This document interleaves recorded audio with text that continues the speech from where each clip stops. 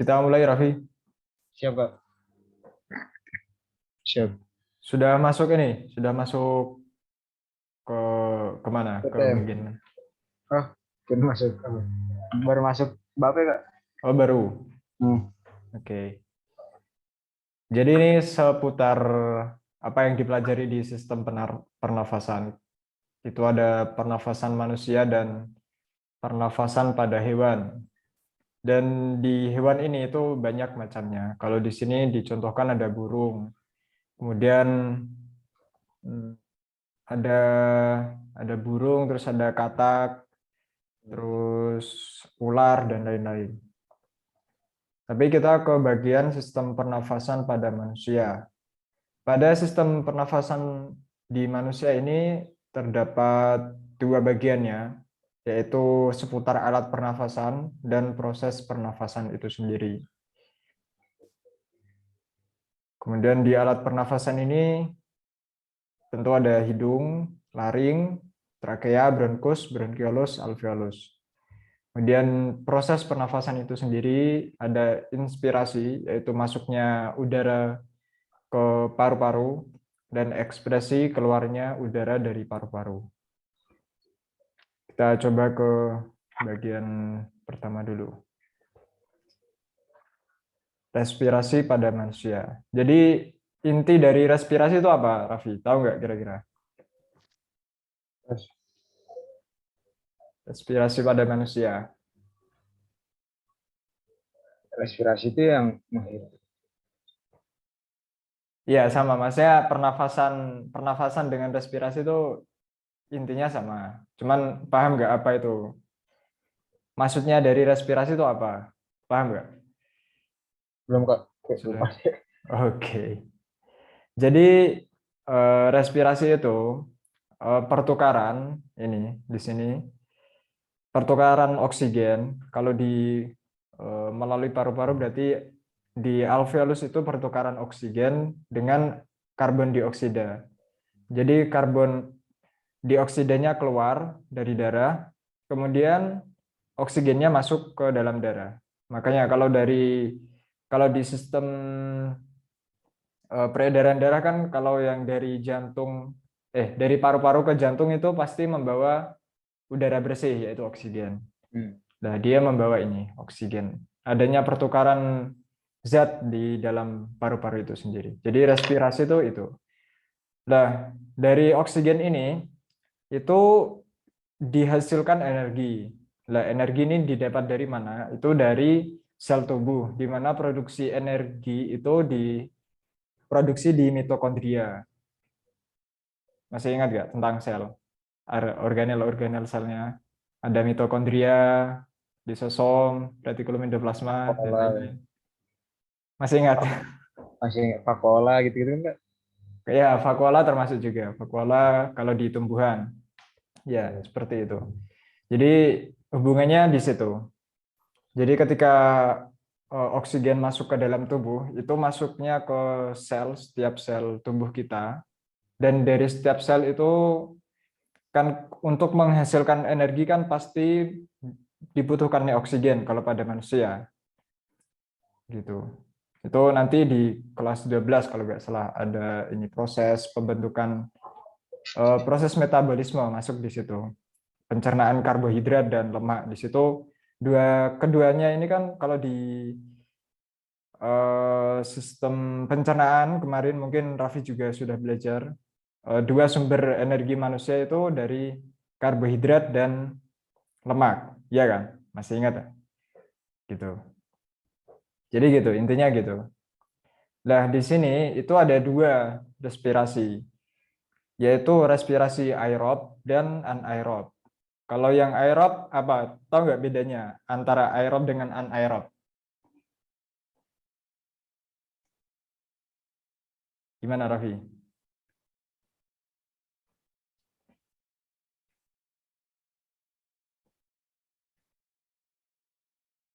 Tahu nggak perbedaannya aerob dengan anaerob?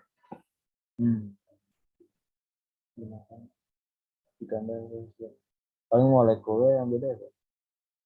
molekul. Ya, apa? Molekul yang beda tuh apa? Di sini kalau sudah paham berarti sudah. Berarti kita nggak usah belajar. Pada C6H12. Apa yuk? Glukosa, glukosa. Glukosa itu gula. Itu Oh, sebenarnya semuanya, semua proses respirasi itu pasti membutuhkan glukosa. Tapi kalau di sini itu yang menjadi perbedaan adalah kalau aerob itu dari kata air. oh. Air itu udara kan. Hmm. Di sini maksudnya itu menggunakan adanya oksigen. Jadi di sini kalau di sistem ini apa namanya, reaksi kimianya itu ada O2-nya di sini. Sedangkan di sini Nggak tidak ada. ada. Nah, gitu. Jadi perbedaannya di situ. Kalau aerob berarti dia membutuhkan oksigen untuk proses respirasinya. Hmm. Tapi kalau anaerob, an itu tidak, berarti tidak menggunakan oksigen. Oksigen. Oke. Jadi ya sekilas seperti itu. Kemudian di sini reaksi kimia bisa eh, ya harus dihafal sih. C6H12O6 ini gula. Kemudian dengan oksigen menghasilkan karbon dioksida dan air. Oh. Gitu. Kalau yang aerob, anaerob di sini C6H12O6 dia langsung dipecah menjadi 2C2H2OH plus CO2. Gitu. Jadi sekilas seperti itu. Nah, di sini ada beberapa, di respirasi itu ada beberapa tahapan. Ada 3 tahapan. Ini yang tadi, ini mungkin atau sudah di kelas 11 ini, saya kurang tahu. Ada glikolisis, siklus Krebs, kemudian yang terakhir adalah rantai transport elektron. Ini di kelas 12 atau kelas 11? Oh, di buku saya sih Belum dari ada? Atau sudah ada? glikosis. Belum kok. Oke, Belum ada? disingkat. Oh, iya, itu ya sekilas seperti itu. Itu nanti bakal dipelajari di kelas 12 kalau nggak salah. Seperti itu. Kemudian kita langsung masuk saja ke struktur dan fungsi pernafasan pada manusia.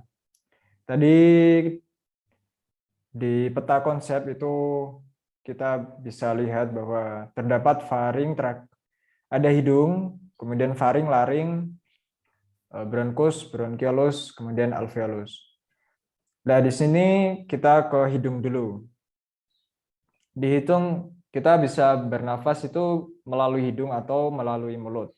Tetapi kalau melalui hidung itu proses penyaringan udara itu lebih bagus. Dikarenakan di dalam hidung kita punya bulu hidung, ya kan? Tentu punya kan? Dan juga ada lendir. Lendir di dalam hidung kita. Begitu. Kemudian di sini. Nah, ini kita jelas ya kira-kira? Atau kurang jelas? Jelas kak, jelas. Lumayan sih. Ya, kurang lebihnya gini. Coba saya coret-coret.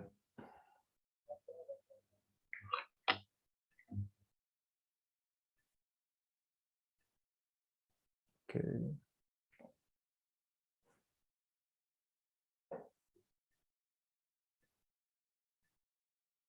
Nah, ini kan lubang hidung nih. Ini lubang hidung. Kemudian ini mulai kita tandai terlebih dahulu.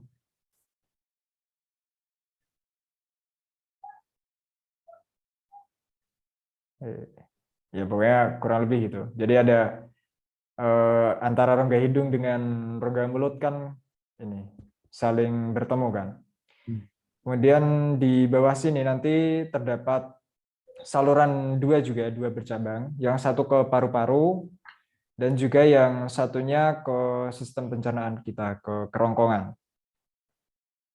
Di sini ada terdapat epiglottis untuk memisahkan ketika kita makan dan sedang bernafas begitu.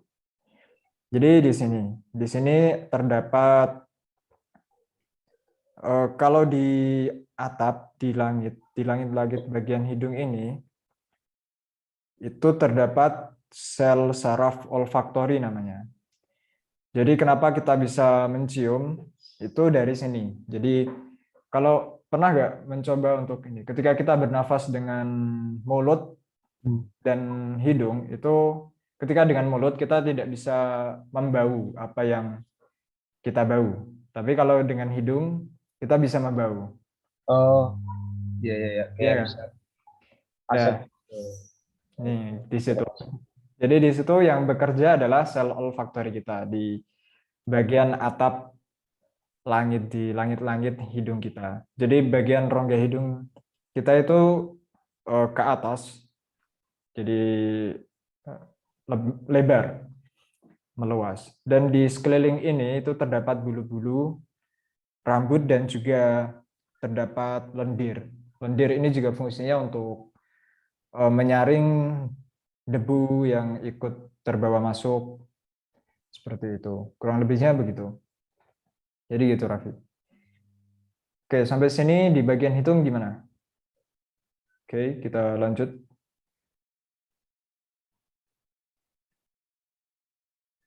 Oke, kita lanjut. Kalau saya tanya sih, Kak, Gimana? kalau proses terbentuknya kotoran hidung itu gimana? Terbentuknya kotoran hidung tuh gimana ya? Itu lebih ke ini sih. Eh, jadi gampangnya gini. Jadi ketika lendir itu lendir kan dia masih menempel dengan rambut-rambut tuh. Nah, ketika lendir ini masih menempel, jadi dia masih bisa berfungsi dan itu masih kalau langsung keluar, baru keluar dari kulit di dalam hidung ini kan dia masih basah tuh. Tapi ketika dia sudah turun, sudah agak lama, dia bakal mengering. Jadi sama halnya seperti darah. Kalau darah kita lama lama dibiarkan kan dia bakal kering tuh. Hampir sama seperti itu. Gitu. Oke, kita lanjut atau Lanjut, Kak. oke. Nah, ini ada kotak. Bersin adalah gerak refleks yang terjadi sebagai tanggapan atas rangsang yang mengiritasi saluran pernafasan bagian atas. Ada 4 tahap pada peristiwa ini. Begitu. Jadi ketika kita terangsang, secara otomatis akan langsung otak kita memerintahkan hidung kita untuk bersin. Dan ketika bersin ini juga perlu diperhatikan bahwa jangan sampai menutup hidung karena itu bakal ini sih. Itu lebih ke sakit dan juga ketika bersin juga entah itu refleks atau enggak kurang tahu. Cuman sebisa mungkin menutup mata. Kurang lebihnya gitu. Oke, kemudian setelah hidung, ada fungsi hidung. Jadi fungsinya diantaranya adalah menghangatkan udara. Di sini hidung dapat berfungsi menghangatkan udara. Hal ini didukung oleh struktur pembuluh darah yang ada di sekitar hidung. Di sekitar rongga hidung terdapat banyak sekali pembuluh darah yang sangat kecil dan sangat tipis dindingnya karena strukturnya yang seperti ini. Maka panas yang berasal dari darah sisa perpindahan ke udara yang melewatinya sehingga dapat menghangatkan udara tersebut. Jadi kita bisa merasakan, ketika kita berada di daerah yang dingin, kita pasti merasakan kalau sampai tenggorokan itu udara tuh pasti rasanya hangat. Berbeda dengan ketika di luar hidung kita. Entah Raffi pernah mencoba seperti itu atau enggak? Kurang belum ya. Tapi Iya, nggak berasa sih, mungkin nggak berasa sih. iya. Jadi seperti itu. Selain itu juga berfungsi juga untuk melembabkan udara. Nah, hidung ini mensekresikan lendir, lendir yang tadi kita bicarakan. Nah, bahkan setiap harinya lendir yang diekskresikan mencapai kurang lebih 1 liter. Nah, sampai 1 liter. Dengan adanya lendir tersebut, maka air akan diuapkan untuk melaksanakan proses pelembapan udara tersebut. Dengan demikian, udara yang masuk ke paru-paru akan selalu dalam keadaan lembab, yaitu kurang lebih 80%. Emang kalau nggak lembab, kenapa? Kalau nggak lembab, nggak tahu nih. Saya belum pernah ini sih. Entah itu nanti resikonya ke kesehatan tubuh kita atau tidak. Cuman rata-rata manusia semua, saya pikir semua manusia di hidung itu pasti ini, ketika ada lindir itu pasti menyebabkan kelembapan pada udara yang kita hirup. Begitu. Cuman saya belum pernah tahu apa yang ketika udara itu tidak lembab ketika kita hirup. Itu. Kemudian selain tadi itu membersihkan udara seperti yang kita bicarakan tadi, terdapat bulu-bulu getar yang berfungsi sebagai penyaring udara. Tuh, di sini ada ini beberapa kalimat. Seseorang yang sedang sakit influenza atau pilek, ia akan merasakan makanan hambar. Mengapa demikian? Coba ingat-ingat kembali materi tentang pencernaan makanan yang sudah Anda pelajari sebelumnya. Nemu nggak kira-kira apa? Kenapa? Sorry kak, kenapa kak? Agak lagi, agak Oke. Ini di sini ada pertanyaan. mengapa seorang yang sedang sakit influenza atau pilek, ia akan merasakan makanan hambar. Oh, mau demikian. Coba ingat kembali materi tentang pencernaan makanan yang sudah anda pelajari sebelumnya. Apa ya? Orang sakit makanannya hambar ya? Saya juga ngerasain sih. Ya, pasti pernah ini kan, pernah sakit terus tiba-tiba rasanya nggak enak sekali. Hmm. Mungkin pengaruh dari ya, dapat menjerat kotoran atau makanan tersebut.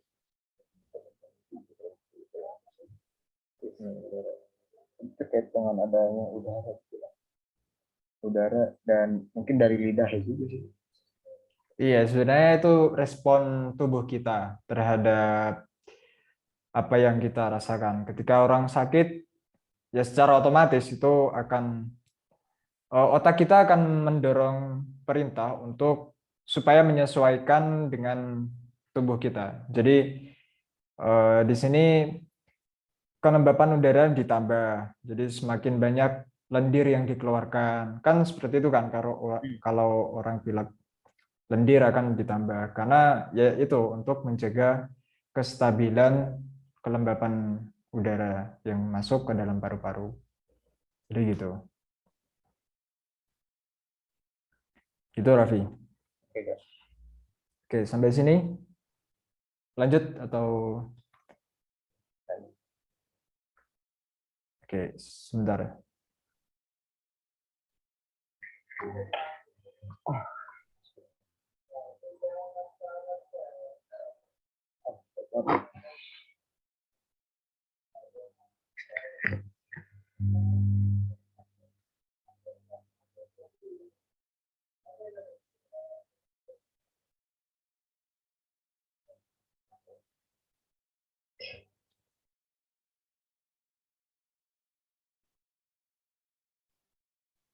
Baik, kita lanjut ke bagian laring. Jadi di laring ini ada dua, tulang rawan epiglottis dan tulang rawan tiroid. Di sini kurang lebih panjangnya itu 4.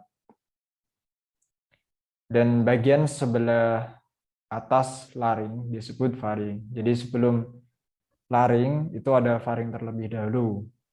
baru adanya laring. Di sini ada dua tulang rawan, yaitu epiglotis. Epiglotis ini berjumlah satu dan terletak di puncak laring berbentuk daun. Sedangkan tiroid ini berjumlah satu juga, berbentuk seperti perisai yang terletak di sebelah anterior dari laring.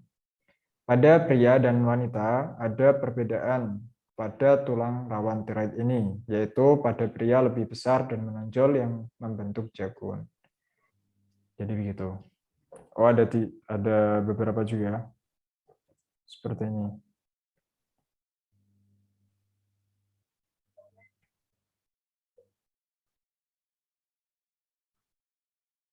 Epiglotis itu yang di atas lidah, Pak. Yang di ini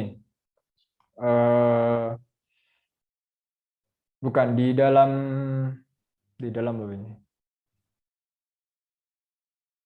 Di dalamnya. Kelihatan nggak ya? Yang di sini loh. Oh Bentar, iya. bentar. Saya coba Oh, iya. carikan gambar supaya lebih jelas.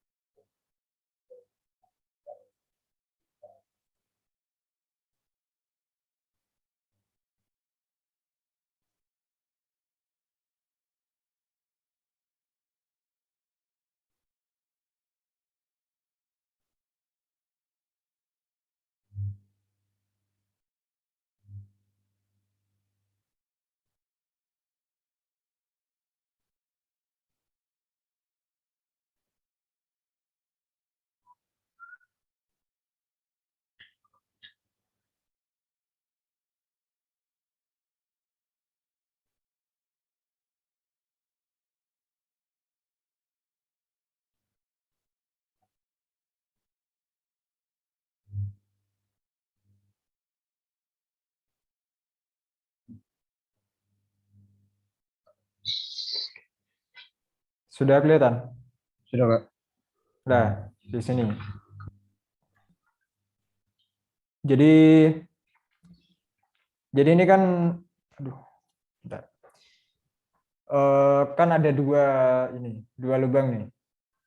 Yang ke depan ini, yang ke sini, itu yang ke paru-paru. Paru-paru ya. Yang ini, yang kelihatan kecil ini, itu Lambung. kerongkongan, esofagus. Kerongkongan. Ya. Jadi epiglotisnya tuh di sini. Jadi dia fungsinya sebagai buka tutup. Akan menutup. Ya, ketika kita makan, ininya menutup. Hmm. Seperti itu. Jadi lebih melindungi saluran pernafasan kita. Seperti itu. Dan di samping sini itu di sini terdapat kelenjar tiroid. Jadi kalau di sistem endokrin kan ada banyak tuh, ada sistem sekresi kita, mulai dari hipofisis sampai ke bagian kelamin itu ada sistem endokrinnya, ada sistem sekresinya. Dan terdapatnya di sini tiroidnya. Begitu.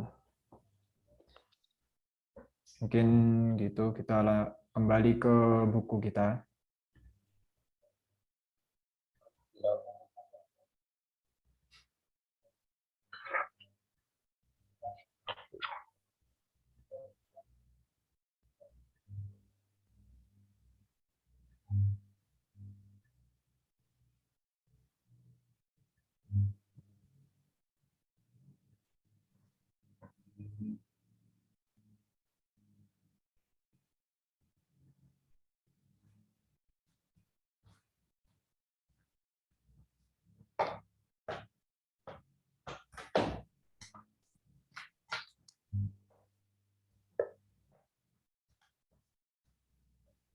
Sudah kelihatan? Sudah, Pak. Oke, di sini kita lanjutkan lagi. Tadi ada krikoid juga. Di sini krikoid itu berbentuk cincin. Kemudian ada arytenoid, dia berjumlah dua dan terletak di atas krikoid, di atasnya krikoid. Kemudian ada cuneiformis, di mana jumlahnya 2 dan terletak di antara epiglotis dan arytenoid. Kemudian tulang rawan cornoculatum. Sini terletak di atas arytenoid. Jadi ini tampak dari depan. Kalau yang ini tampak dari depan, di sini lidah. Kalau yang ini diperbesar. Seperti itu. Nah, di sini katup ini berfungsi untuk mengatur jalannya udara dan makanan. Tuh. Kita tandai. Oke. Oke, sampai sini kita lanjut. Oke, lanjut, Pak. Kemudian trakea. Trakea atau tenggorokan. Tenggorokan kita itu di sini panjangnya kurang lebih 10 cm. Dia berbentuk cincin, jadi tersusun atas cincin. Terdapat juga ini bulu-bulu halus. Jadi di dalam tenggorokan kita itu terdapat bulu-bulu halus. Itu berfungsi untuk mengeluarkan debu atau kotoran. Nah, kenapa kok kita batuk? Dari sini, dari tenggorokan ini. Kan sering tuh ketika batuk kita merasa tenggorokan kita gatal. Ya, dan juga ketika berdahak biasanya nyangkutnya di tenggorokan. Itu fungsinya dari bulu-bulu halus di tenggorokan. Begitu. Kemudian ada bronkus. Bronkus itu, nah ini.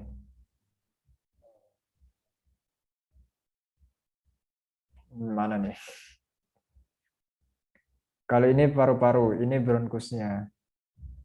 Bronkus tuh ini kalau atau enggak ini. Bronkus utama adalah cabang yang pertama dari saluran yang dari tenggorokan. Yang ini berarti. Kita coba coret, bisa nggak?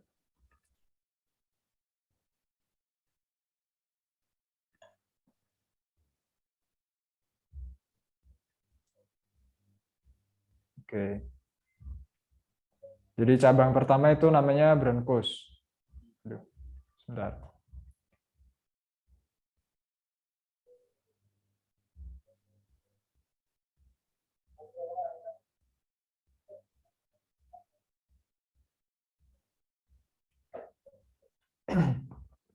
Ini namanya bronkus. Kemudian ketika sudah masuk ke cabangnya lagi, itu namanya bronkiolus.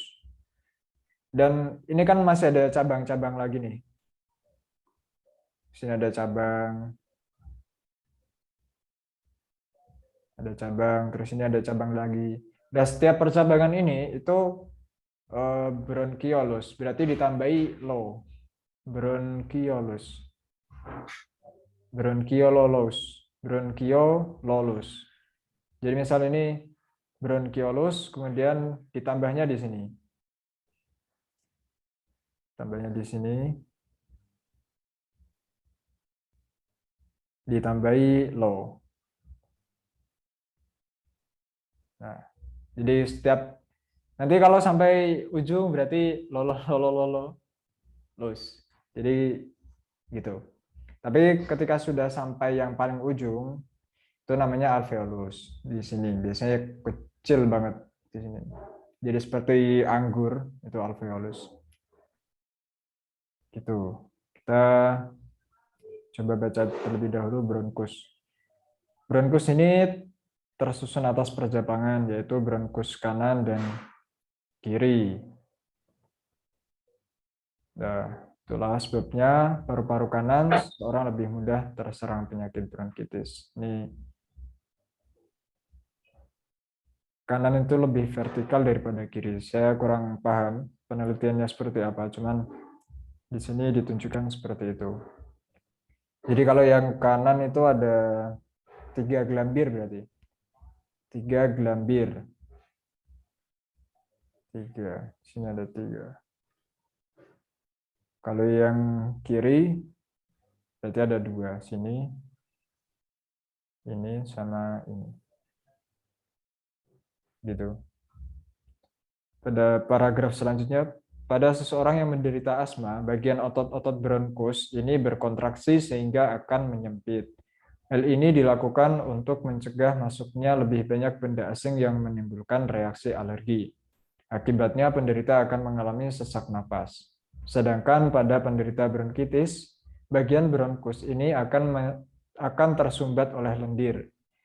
Bronkus kemudian bercabang lagi sebanyak 20-25 kali percabangan membentuk bronkiolus. Pada ujung bronkiolus, inilah tersusun alveolus yang berbentuk seperti buah anggur. Jadi ini gambaran umumnya. Jadi di sini dikatakan bahwa penyakit orang penderita asma itu pada bronkusnya dia berkontraksi. Ya sebenarnya asma itu karena dia alergi terhadap sesuatu entah itu debu atau apa yang ikut masuk ke dalam paru-paru. Kemudian bronkusnya dia berkontraksi dan sehingga menyempit, tidak bisa bernafas. Gitu. Asma ini juga penyakit keturunan juga. Resiko diturunkan terhadap keturunannya juga ada tinggi. Kemudian kalau yang bronkitis itu di sini dia ada lendirnya. Makanya kalau biasanya orang yang sakit bronkitis kemudian dia batuk, kadang tuh ada beberapa yang ikut keluar dari sini. Jadi ikut keluar ke atas dan tidak jarang juga ditemukan sampai berdarah. Jadi begitu. Tuh sampai sini ada pertanyaan? Oke, kita lanjut aja ya. Di sini ini tentang seputar paru-paru.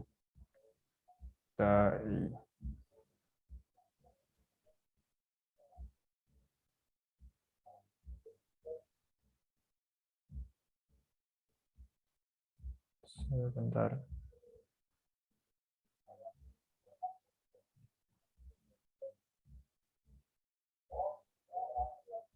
Jadi berat paru-paru ini yang di kanan itu 620 gram dan yang kiri 560 gram. Nah, di sini dikarenakan terdapat 3 bagian, 3 gelambir. Di sini 3 bronkiolus di bagian kanan dan yang kiri itu ada 2. Jadi dari sini bisa dilihat. Gitu. Di dalam paru-paru ini, bronkiolus bercabang-cabang lagi membentuk gelembung udara yang disebut alveolus. Alveolus ini memiliki dinding yang elastis dan banyak mengandung kapiler darah.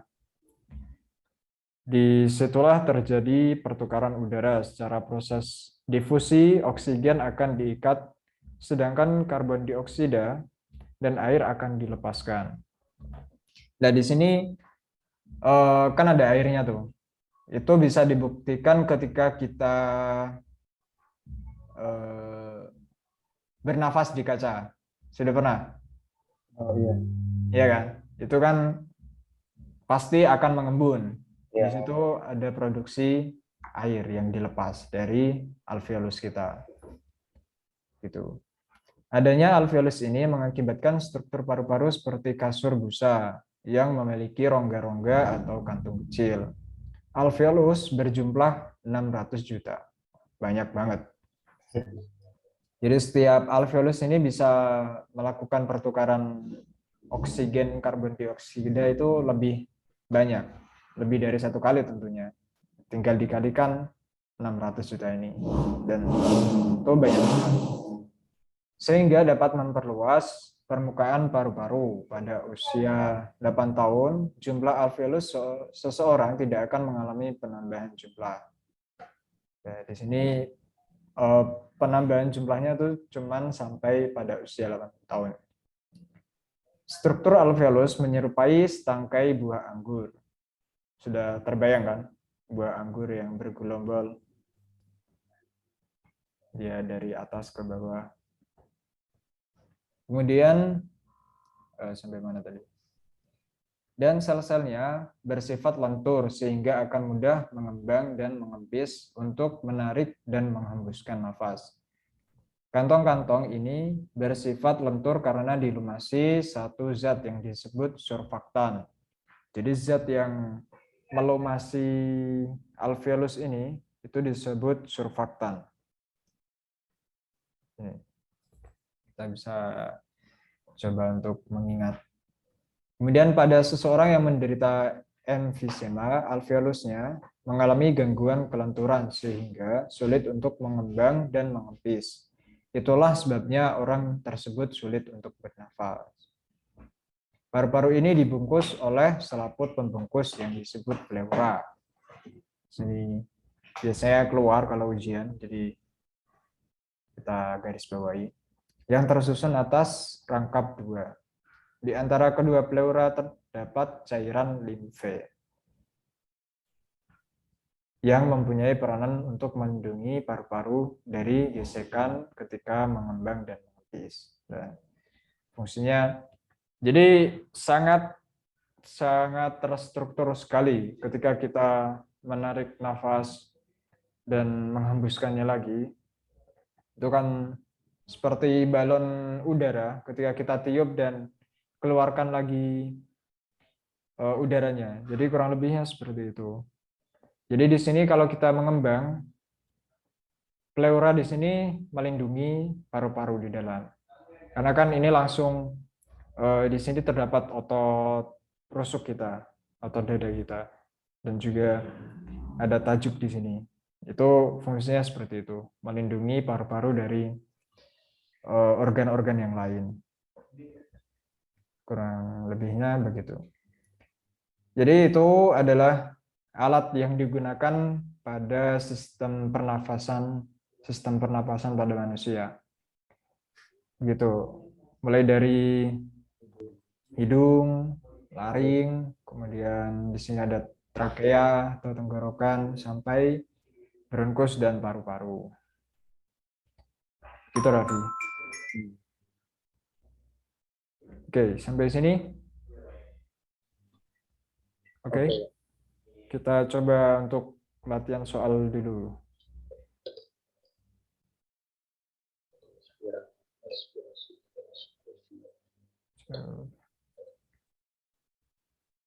Mana nih soalnya? Oke. Oke nih, yang nomor 2. Organ pernapasan yang berperan sebagai alat penyaring dan penghangat adalah Hidung. Oke, sip. Hidung. Nih, alat pernapasan manusia terdiri atas Hidung, faring, laring, trakea, dan paru-paru. Masih ada laring dong. Hidung. yes. Ya, sebenarnya ini sih. Kalau faring itu gimana ya? Eh, kalau laring itu cuman khusus masuknya udara. Jadi kurang lebihnya gitu. Mana tadi? Atau saya coba tunjukkan ini aja.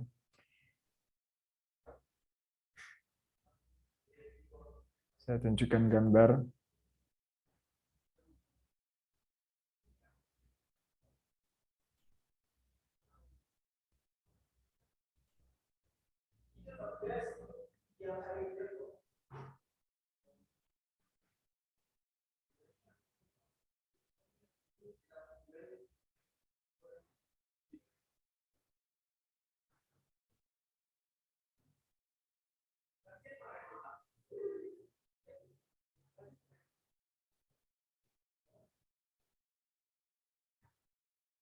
Oke.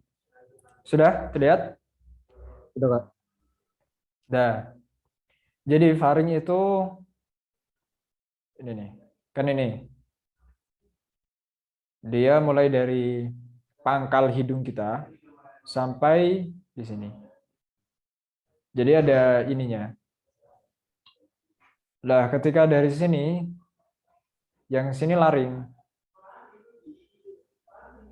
Yang ini ke atas faring. Lah, kalau laring itu kan dia sudah masuk nih ke bagian yang khusus memang udara itu masuk. Kalau faring ini udara dan makanan juga bisa masuk ke sini. Gitu. Paham ininya?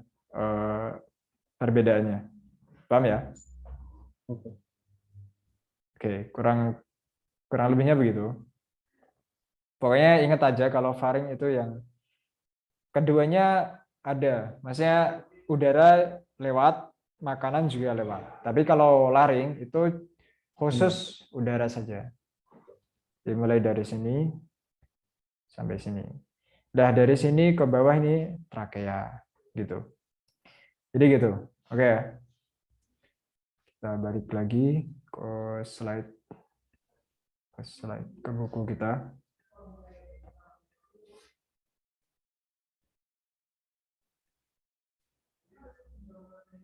Oke, sudah terlihat? Ya. Jadi ini kita bisa jawab hidung, laring, paru-paru. Atau bisa juga kalau ini sebenarnya tergantung ini juga sih. Sangat ya subjektif. Karena bisa faring juga bisa diikutkan. Bisa kita jawab C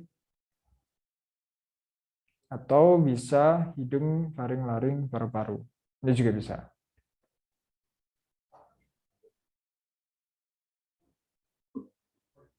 Tapi trakeanya juga ini sih, tapi lebih ke C kita karena ada trakea gitu. Oke, ini sudah ganti pembahasan. Kita sudah jam 16.55. Kita lanjut atau stop di sini?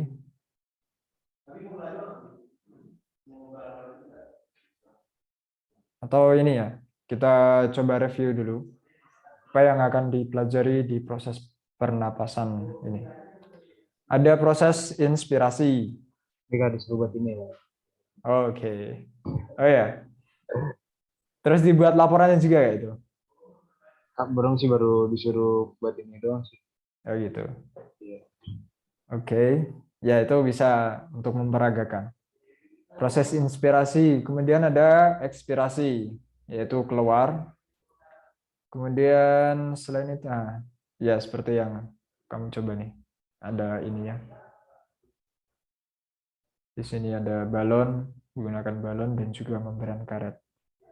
Kemudian, oke sudah, mekanisme pernapasan. Nah itu mekanisme pernapasan itu ada dua jenis, yaitu berdasarkan apa otot diafragma dan tulang rusuk kita. Dan nah di sini ada pernapasan perut dan juga pernapasan dada. Itu perbedaannya tadi. Oke, kemudian faktor yang mempengaruhi frekuensi pernapasan, yaitu ada umur, jenis kelamin, suhu tubuh, posisi tubuh, kegiatan tubuh. Nah, ini semua saling terhubung. Jadi ketika kita sedang jogging, sedang lari atau olahraga, itu pasti kita lebih sering untuk mengambil nafas. Dan ketika kita santai itu lebih tenang untuk mengambil nafas. Jadi ada semua ada ininya. Begitu. Sini ada tentang volume udara. Ya kurang lebihnya begitu. Oke. Oke, kita cukupkan gitu ya. Oke. Oke, Raffi, kita nanti minggu depan di proses pernapasan manusia ini. Oke, terima kasih Raffi. Kita tutup dengan bacaan doa kafaratul majelis. Bismillahirrahmanirrahim. Subhanakallahumma wa bihamdika asyhadu an la ilaha illa anta astaghfiruka wa atubu ilaik. Terima kasih Raffi. Wassalamualaikum warahmatullahi wabarakatuh. Waalaikumsalam warahmatullahi wabarakatuh. Terima kasih Kak Ifal. Ya, Izin deh. sama-sama. Ya, silakan.